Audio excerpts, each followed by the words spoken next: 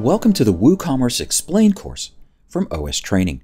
My name is Rod Martin. I'll be your instructor for this course, and I'm really excited to bring this video series to you as the companion guide to the WooCommerce Explained book by Patrick Rowland and Stephen Burge. This course is sponsored by Nexus, and we can't be happier than partnering with a company like Nexus that makes installing and hosting your WooCommerce site as easy as can be. Welcome to Purpleville, a WooCommerce demo site, and by the time you're done this course, you'll have a site that looks exactly like this, with product ready to purchase and a fully functional WooCommerce store, complete with payment options, taxes, shipping, you name it, we're going to cover it.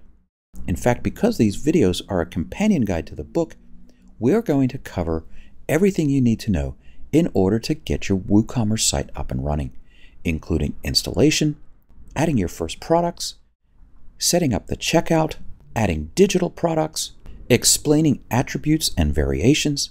We'll talk about how to lay out your store and your homepage. We'll talk about extensions, shipping, taxes, coupons, order management, reports, inventory, security, reviews, SEO, you name it, we're going to cover it. You'll get the most out of this course if you do the activities along with us.